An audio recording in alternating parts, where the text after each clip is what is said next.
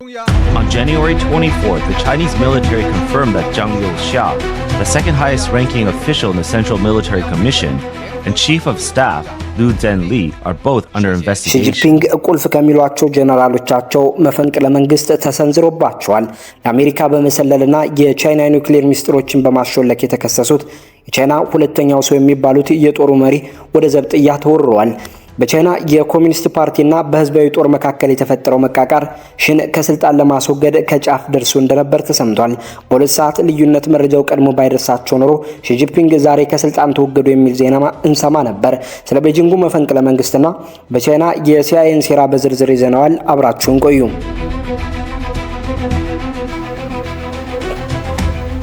ከቤጂንግ የሚወጡ መረጃዎች በቻይና ኮሚኒስት ፓርቲና በህዝብ ነፃ አውጪ ጦር ውስጥ ከፍተኛ የሆነ የፖለቲካና ወታደራዊ መናወጥ መከሰቱን አመላክቷል። በባህር ማዶ በሚገኙ የቻይና ጉዳይ ተንታኞች መረብ የተሰራጩትና በተለያዩ የምዕራባውያን መገናኛ ብዙሃን የተስተጋቡት መረጃዎች እንደሚያመለክቱት በፕሬዝዳንት ሺ ጂንፒንግ ላይ ታስቦ የነበረ የመፈንቅለ መንግስት ሙከራ መክሸፉ ተነግሯል። ይህንን ተከትሎ ወደ 3000 የሚጠጉ ግለሰቦች በቁጥጥር ስር የዋሉ ሲሆን ከነዚህ መካከል ከፍተኛ ወታደራዊ መኮንኖችና ቤተሰቦቻቸው እንደሚገኙበት ታውቋል።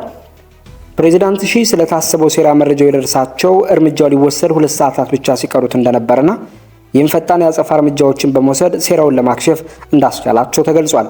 የክስተት ከፍተኛ የቻይና የህዝብ ነፃ አውጪ ጦር ጀነራሎች በቁጥጥር ስር መዋላቸውን ከሚጠቁሙ ሰፊ መረጃዎች ጋር የተያያዘ ሲሆን በተለይም የቀድሞ የአሜሪካ የስለላ ድርጅት ባለሙያዎች በሺ ጂንፒንግ አገዛዝ የስልጣን ርክብ ጫፍ ላይ እየተካሄደ ስላለው ከፍተኛ የስልጣን ሽኩቻ ያልተለመዱ ይፋዊ መግለጫዎችን እንዲሰጡ አድርጓቸዋል። በቻይና ኮሚኒስት ፓርቲ ወታደራዊ አመራር ውስጥ በግልጽ እየታዩ ያሉት የመሰነጣጠቅ ምልክቶች ሺ ጂንፒንግ እንደ አውሮፓውያን አቆጣጠር በ2012 ስልጣን ላይ ከወጡበት ጊዜ ጀምሮ በቀጣይነት ሲብላላ የቆየውን ከፍተኛ ውጥረት ይበልጥ ጎልቶ እንዲታይ አድርገውታል። የቻይና ብሔራዊ መከላከያ ሚኒስቴር ባወጣው መግለጫ የማዕከላዊ ወታደራዊ ኮሚሽን ምክትል ሰብሳቢ ዣንግ ዩክሲያና የጋራ ኤታማዦር መምሪያ ኃላፊ ሊዩ ዣንሊ በከባድ የሥነ ምግባርና የህግ ጥሰት ምርመራ እየተደረገባቸው መሆኑን በይፋ አረጋግጧል። እነዚህ ክሶች በቻይና ኮሚኒስት ፓርቲ የፖለቲካ ባህል ውስጥ እንደ ሙስና፣ ስልጣንን አላግባብ መጠቀምና ለከፍተኛ አመራሩ ታማኝ አለመሆንን ለመግለጽ የሚያገለግሉ የተለመዱ መጠሪያዎች ናቸው። ዣንግ ዩክሲያ ለረጅም ጊዜ የፕሬዝዳንት ሺ የቅርብ ወዳጅና ታማኝ የነበሩ ሲሆን አባታቸውም በቻይና የእርስ በርስ ጦርነት ወቅት ከሺ ጂንፒንግ አባት ጋር ጎን ለጎን የተዋጉ የአገር ባለውለታ ነበሩ። ዣንግ በአንድ ወቅት በሺ ጂንፒንግ ወታደራዊ ሪፎርሞች ውስጥ እንደ ቁልፍ ሰው ይቆጠሩ የነበረ ቢሆንም አሁን በሳቸው ላይ ምርመራ መጀመሩ ግን ሺ ጂንፒንግ የጸረ ሙስና ዘመቻቸውን ከጀመሩ ወዲህ በጦር ኃይል ውስጥ የተካሄደ ከፍተኛው የስልጣን ማጽዳት እርምጃ ሆኖ ተመዝግቧል። ይህ እርምጃ የቻይናን ከፍተኛ ወታደራዊ መምሪያ ሰጪ አካል የሆነውን ማዕከላዊ ወታደራዊ ኮሚሽንን ወደ 2 አባላት ብቻ እንዲቀንስ አድርጎታል። ይህም ራሳቸው ፕሬዝዳንት ሺና የሥነ ምግባር ምርመራ ኮሚሽን ኃላፊው ዣንግ ቬንግሚን ብቻ ናቸው። ይህ ሁኔታ ኮሚሽኑ በታሪኩ እጅግ አነስተኛ የአባላት ቁጥር እንዲኖረው ያደረገው ሲሆን እንደ አውሮፓውያን አቆጣጠር በ2022 በተካሄደው 20ኛው የፓርቲ ኮንግረስ ከተሾሙት የመጀመሪያ አባላት መካከል በኃላፊነታቸው ላይ የቀሩት 2 ብቻ መሆናቸውን ያሳያል። እነዚህ ክስተቶች ፕሬዝዳንት ሺ ጂንፒንግ እንደ አውሮፓውያን አቆጣጠር ከ23 ጀምሮ የቀድሞ የመከላከያ ሚኒስትሮችን ሊሻንግፉና ወይፌንግህን ጨምሮ ከ50 በላይ ከፍተኛ መኮንኖችን ከስልጣን ካስወገዱበት ወጥ የሆነ የወታደራዊ ማጽዳት ሂደት ጋር ተመሳሳይ ናቸው። የአሁኑ የማጽዳት ማዕበል እንደ አውሮፓውያን አቆጣጠር በ2025 መገባደጃ ላይ ይበልጥ እየተጠናከረ የመጣ ሲሆን በተለይም በታህሳስ 25 9 የህዝብ ነፃ አውጪ ጦር ጀነራሎች ከብሔራዊ የህዝብ ኮንግረስ በአንድ ጊዜ መወገዳቸው ሰፋ ያለ ስንጥቃት ወይም የቁጥጥር እርምጃ መጀመሩን ግልጽ አመላካች ነበር። የኤዥያ ሶሳይቲ ፖሊሲ ኢንስቲትዩት ተንታኞች እንደሚሉት እንዲህ ያሉ እርምጃዎች የሺ ጂንፒንግ ፍጹም ታማኝነትን የማረጋገጥ ስትራቴጂ ዋና አካል ናቸው። የስልታዊ አካሄድ ግንዱን በማጠናከር ቅርንጫፎቹን ማዳከም በሚለው የሊጋሊዝም የስልጣን ማዕከላዊነት ፍልስፍና ላይ የተመሰረተ ነው። የማጽዳት እርምጃዎቹ ሙስናን ብቻ ሳይሆን በሺ ጂንፒንግ የበላይነት ላይ ስጋት ሊፈጥሩ ይችላሉ ተብሎ የሚታሰቡ የፖለቲካ ቡድኖችንና ስብስቦችንም ኢላማ ያደረጉ ናቸው። ለምሳሌ ዣንግ ዩክሲያ የሺን ስልጣን የሚፈታተኑ ወታደራዊ ጥምረቶችን በመፍጠር ተከሰዋል። ታሪካዊ ሁኔታዎችን በጥልቀት ስንመለከት ፕሬዝዳንት ሺ በህዝብ ነፃ አውጪ ጦር ላይ ያላቸውን ፍጹም ቁጥጥር ማረጋገጥ ያገዛዛቸው መሰረታዊ ምሰሶ ሆኖ ቆይቷል። እንደ አውሮፓውያን አቆጣጠር በ2012 የመሪነት ቦታውን ከተረከቡ በኋላ ሺ ባለፉት 10 ዓመታት ታይቶ የማይታወቅ ግዙፍ ወታደራዊ መልሶ ማደራጀት ስራን በይፋ ጀምረዋል።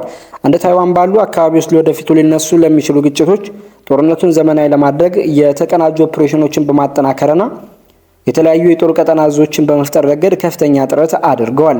ሆኖም የጉዞ ማለቂያ ከሌለውና የማያዳግም እርምጃ ከሚወሰድበት የጸረ ሙስና ዘመቻ ጋር አብሮ እየተጓዘ ነው። በ2013 እና 2022 መካከል ባለው ጊዜ ውስጥ ብቻ የቀድሞ የማዕከላዊ ወታደራዊ ኮሚሽን ምክትል ሰብሳቢዎችን እንደ ሹ ካይሆ እና ጎ ቦክሲዮንግ ያሉ ታዋቂና ተደማጭነት የነበራቸውን ግለሰቦች ጨምሮ ከ100 በላይ ጀነራሎች ጥብቅ ምርመራ ተካሂዶባቸዋል። እነዚህ ጥረቶች ለቀድሞ መሪዎች ለነበሩት ጂያንግ ጄሚን እና ሁ ጂንታኦ ታማኝ የነበሩትን ወታደራዊ መረቦች ሙሉ በሙሉ በመበተን በሺጂፒንግ ተሿሚዎች እንዲተኩ አድርገዋል። ሆኖም እንደዚህ ያሉ የማጽዳት እርምጃዎች ደጋግመው መከሰታቸው በጦር ኃይሉ ውስጥ በተለይም ፕሪስሊንግስ የተባለው በሚታወቁትና የጥንት አብዮታዊ አርበኞች ልጆች በሆኑት መካከል ቀጣይነት ያለው ተቃውሞ መኖሩን በግልጽ ይጠቁማል። እነዚህ ወገኖች የሺጂፒንግ የስልጣን ማዕከላዊነት እነርሱን ተጽዕኖ ጥቅምና ታሪካዊ ቦታ የሚጎዳ እንደሆነ አድርገው በጽኑ ይመለከቱታል።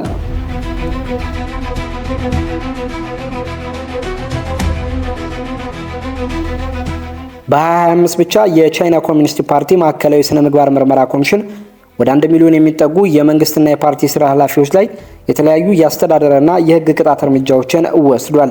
ፕሬዚዳንት ሺጂፒንግ ባሳለፈው ሳምንት በተካሄደው የኮሚሽኑ ጠቅላላ ጉባኤ ላይ ባደረጉት ንግግር በፓርቲው የውስጥ አስተዳደርና ራስን በራስ የማጥራት ሂደት ላይ ከፍተኛ ደረጃ ያላቸው መስፈርቶችና ይበልጥ ተጨባጭ የሆኑ እርምጃዎች እንዲተገበሩ ጥሪ አቅርበዋል። ይህ ፕሬዚዳንቱ ንግግር በፓርቲው ውስጥ ሳይፈቱ የሚቀሩ የውስጥ ችግሮች የገዢውን አካል ህጋዊ ተቀባይነት ወደ ማጣት ሊያመሩ ይችላሉ የሚለውን ስጋት በግልጽ የሚያንጸባርቅ ነው። የስጋት ደግሞ በአገሪቱ እየታየ ካለው ኢኮኖሚ መንቀሳቀስና ከውጭ ከሚሰነዘሩ ዓለም አቀፋዊ ጫናዎች ጋር ተዳምሮ የፓርቲውን ህልውና አደጋ ላይ ሊጥል እንደሚችል ሺጂፒንግ በጽኑ ያምናሉ። የፓርቲው የታጠቀ ክንፍ የሆነው የህዝብ ነጻ አውጪ ጦር ለዚህ ሁሉ የኃይል ሚዛን ማዕከላዊ ሚና አለው። ፕሬዚዳንት ሺ የማዕከላዊ ወታደራዊ ኮሚሽን ሊቀመንበር በመሆን የሚመሩት ግላዊ የቅርብ ክትትል ጦር ኃይሉን ከሳቸው የቻይና ህልም ራዕይ ጋር ለማስማማት የታለሙ ጥብቅ ክትትሎችንና መጠነ ሰፊ ፕሮፓጋንዳ ዘመቻዎችን እያካተተ ነው።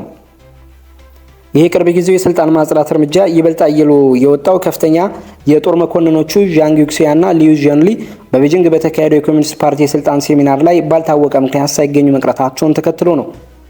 በአሜሪካ የሚኖሩት ቻይናዊ ተንታኝ ካይሸንኩን ቢያንስ 17 ከፍተኛ ጀነራሎች በቁጥጥር ስር መዋላቸውን በመግለጽ ሁኔታውን ከባድ ወታደራዊ ጥንቅጥ ሲሉ ጠርተውታል። በተመሳሳይ መልኩ አውስትራሊያዊ ተንታኝ ጂያንግ ዋንግ ዥንግ በቤጂንግ ከተማ ውስጥ በጸጥታ ኃይሎች የታጀቡ የሌሊት ወረራዎች መካሄዳቸውንና በማዕከላዊ ወታደራዊ ኮሚሽን ዋና መስሪያ ቤት ውስጥ እስራቶች መፈጸማቸውን ዘግበዋል። ምንም እንኳን እነዚህ ዘገባዎች በመንግስት መገናኛ ብዙሃን በይፋ ባይረጋገጡም በቀጠናው ከሚታዩ የጦር ኃይሎች እንቅስቃሴና የውጊያ ዝግጁነት መባባስ ጋር ተያይዞ ትልቅ ትኩረትን አግኝተዋል። ከምርመራ የወጡ ዝርዝር መረጃዎች በቻይና ወታደራዊ አመራር ውስጥ የሰረጹ ጥልቅ ችግሮች መኖራቸውን እያሳያሉ። የ75 ዓመቱ አንጋፋ ጀነራል ዣንግ ዩክሲያ በሙስና ስልጣንና ለአግባብ በመጠቀምና እጅግ ምስጢራዊ የሆኑ የኒውክሌር መረጃዎችን ለአሜሪካ አሳልፎ በመስጠት ወንጀል መጠርጠራቸው ለባህር ማዶ መገናኛ ብዙሃን በሸለቁ የፓርቲው የውስጥ ሰነዶች ላይ ተመልክቷል። በተመሳሳይ ሁኔታ የ62 ዓመቱ ሊዩ ጂንሊ በፖለቲካዊ ቡድንተኝነትና ተመሳሳይ የህግ ጥሰቶች ተጠርጥረዋል። የእነዚህ ከፍተኛ መኮንኖች ከስልጣን መወገድ በቻይና የጦር ሰንሰለት ውስጥ በተለይም የውጊያ ልምድ ባላቸው መሪዎች ረገድ ከፍተኛ ክፍተት ይፈጥራል ተብሎ ይፈራል። ምክንያቱም ሁለቱም ጀነራሎች በምድር ጦርና በተቀናጀ የጦር ዝግጅት ላይ ረጅም ዓመታት ያስቆጠሩ ባለሙያዎች በመሆናቸው ነው። በምርመራው የተካተቱት ሌሎች መኮንኖች እንደ ሌተናል ጀነራል ዦንግ ዣሆኝ የፕሬዚዳንት ሺ ቢሮ ኃላፊና ጀነራል ጂያኦ ቲያሊያንግ ያሉ ግለሰቦች መሆናቸው እርምጃው እስከ ፕሬዚዳንቱ የቅርብ የስልጣን ክበብ ድረስ ዘልቆ መግባቱን አሳይቷል። የመጠነ ሰፊ ኦፕሬሽን የተከናወነው በህዝብ ደህንነት ሚኒስቴር ልዩ ቢሮ፣ በማዕከላዊ ጥበቃ ቢሮና በስነ ምግባር ምርመራ ኮሚሽን የተቀናጀ ጥረት ነው። የወጡ ዘገባዎች እንደሚያመለክቱት ከከፍተኛ አመራሮች በተጨማሪ እንደ ክፍለ ጦር አዛዦች ያሉ መካከለኛ መኮንኖችን ጨምሮ እስከ 3000 የሚጠጉ ግለሰቦች ሳይታሰሩ እንዳልቀረ ይገመታል። ሁኔታው ይፋ መውጣቱን ተከትሎም የተጠርጣሪዎችን የሞባይል ስልኮች የመቀማት፣ የጦር ኃይሎችን እንቅስቃሴ መገደብና ፓርቲውን እናድን አገሪቱን እንታደግ በሚሉ መፈክሮች የታጀቡ የፕሮፓጋንዳ ስራዎችን የማከናወን እርምጃዎች ተወስደዋል። የሚገርመው ግን ፓርቲውን እናድን አገሪቱን እንታደግ የሚለው መፈክር ሴራውን አቀናጅቷል በተባሉት ወገኖች ዘንድ እንደ መሪ ቃል ሲያገለግል የነበረ መሆኑ ነው። ይህም በቻይና ኮሚኒስት ፓርቲ ውስጥ ያለውን ተቃርዶና የስልጣን ሽኩቻ ምን ያህል የከፋ ደረጃ ላይ እንደደረሰ የሚያሳይ ነው።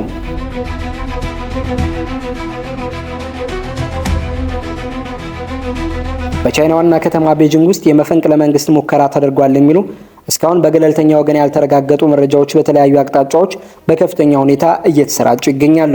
በማህበራዊ ትስስር ገጾች ላይ የሚወጡ መረጃዎችና የተለያዩ ጽሁፎች እንደሚያመለክቱት ለጀነራል ዣንግ ታማኝ በሆኑ የጦር ክፍሎችና በፕሬዝዳንት ሺጂፒንግ የደህንነት ጥበቃ አባላት መካከል የተኩስ ልውውጥ መደረጉን ይገልጻሉ። የግጭቱ በፕሬዝዳንቱ የጥበቃ አባላት ላይ የህይወት መጥፋትና የአካል ጉዳት ማስከተሉንም እነዚህ ምንጮች ይናገራሉ። እንደ ሮይተርስ እና ብሉምበርግ ያሉ ዓለም አቀፍ የዜና ወኪሎች የጠቀሷቸው ምንጮች በመንግስት ላይ መፈንቅለ መንግስት ለማድረግ ወታደራዊ ኃይሎችን የማንቀሳቀስ እቅድ እንደነበረና ሆኖም ግን በውስጥ ክህደት ምክንያት ሙከራው ሊከሽፍ እንደቻለ ይገልጻሉ። እነዚህ ወሬዎች መጀመሪያ የተሰሙት ከተቃዋሚ የዜና አውታሮች ቢሆንም በማዕከላዊ ወታደራዊ ኮሚሽን ተቋማት ውስጥ ግጭቶች መከሰታቸውን የሚጠቁሙ መረጃዎች ወሬውን ይበልጥ አባብሰውታል። ይሁን እንጂ እንደ ኒውዮርክ ታይምስ እና ሲኤንኤን ያሉ የመገናኛ ብዙሃን ይህንን ሁኔታ እንደ አንድ የተረጋገጠ መፈንቅለ መንግስት ከመቁጠር ይልቅ በሺጂፒንግ አገዛዝ ውስጥ እየተካሄደ ያለ ሌላኛው የማጽዳት እርምጃ እንደሆነ አድርገው ይገልጹታል። የዚህ ክስተት ጊዜ ከቻይና የህዝብ ነጻ አውጪ ጦር በታይዋን ላይ ጥቃት ለመሰንዘር ከሚያደርገው ወታደራዊ ልምምድ ጋር መገጣጠሙ በወታደራዊ ክዋኔዎች ላይ መስተጓጎል ሊፈጥር ይችላል የሚል ጥርጣሬን አስነስቷል። የኤዥያ ሶሳይቲ ተመራማሪ የሆኑት ኒል ቶማስን ጨምሮ ሌሎች ተጠርጣሪ ወገኖች እንደሚከራከሩት የቀረበው የሙስና ክስ ከዚህ ቀደም ከታዩት ተመሳሳይ ክስተቶች ጋር የሚጣጣም ሲሆን የእርምጃ ትክክለኛውን የፖለቲካ ፍላጎትና ሽኩቻ ለመሸፈን የታለመ ሊሆን እንደሚችል ይገምታሉ። የቻይና መንግስታዊ መገናኛ ብዙሃን ትኩረታቸውን በዲሲፕሊን ምርመራዎች ላይ ብቻ በማድረግ ስለ መፈንቅለ መንግስት የሚወሩ ወሬዎችን ከመዘገብ ተቆጥበዋል። በቻይና የውስጥ አመራር ውስጥ የታየው ይህ ግርግር የአሜሪካ የስለላ ተቋማትንም ትኩረት ስቧል። የቀድሞ የመከላከያ ስለላ ድርጅት ዳይሬክተር የነበሩት ጡረተኛው ጀነራል ማይክል ፍሊን በቻይና ኮሚኒስት ፓርቲ ውስጥ መፈንቅለ መንግስት የሚመስሉ ሁኔታዎችና ታላቅ አለመረጋጋት መኖሩን አስጠንቅቀዋል።